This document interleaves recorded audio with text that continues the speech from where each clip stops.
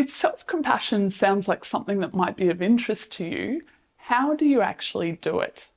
The first step is to become more familiar with the self-critic. And the easiest way to do that is to give the self-critic a name. For me, my self-critic is Voldemort. And I instantly recognize when Voldemort comes up for me. And so the self-critic is that voice or that part of you that always beats you up, that tells you you're not good enough, you need to do better, that you're not worthy. And it's not just the words of what the self-critic says, but it's also the tone that's used.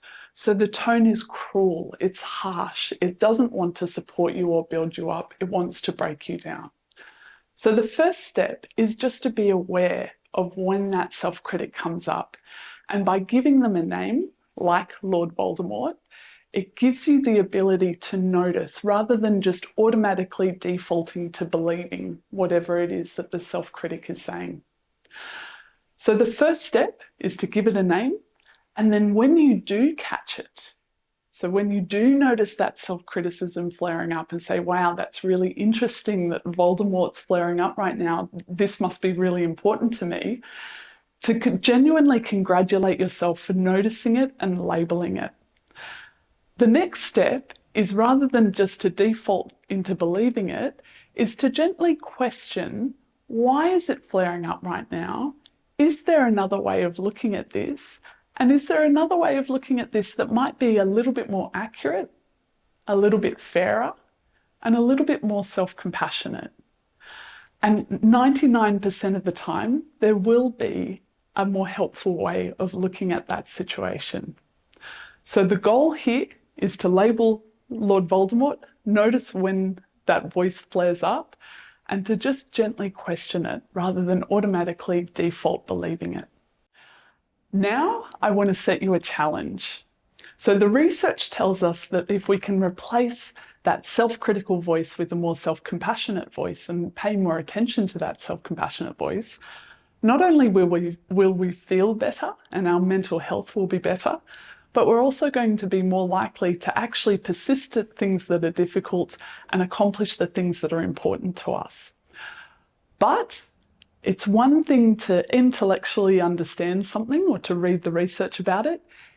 It's another thing to actually personally experience it for yourself. So this is where the challenge comes in. Over the next week, I challenge you to alternate your days. So on day one, that's the self-critical day. And as soon as you wake up, mindfully think about everything that happens to me today. I'm going to let that critical voice, whatever name I've given it, like Voldemort, I'm going to let Voldemort loose every time something goes wrong or every time something unexpected happens. And it's going to be critical and hard and telling me I need to do better, I'm not good enough. Let that criticism rife. On day two, your challenge is to just gently pause that critical voice and to put it to the side for the day.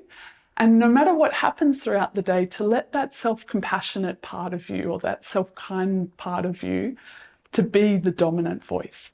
So when things go wrong, think about, look, anyone in this situation might feel upset by this. Or what would I say to a good friend who is experiencing this instead of me? And let that self-compassionate part of you be really strong. And then alternate. So one day self-criticism, one day self-compassion. And at the end of each day, pick an outcome that's important to you. It might be your mood or how you're feeling.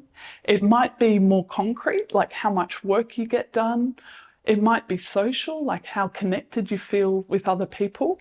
Whatever's important to you in that for that week, pick that as an outcome and record data. So at the end of each day, just keep a record of how well you hit your goal or didn't hit your goal.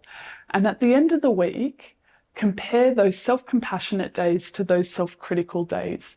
Because the best way to genuinely learn or believe in something is to experiment with it. So this week, I invite you to take on the experiment challenge.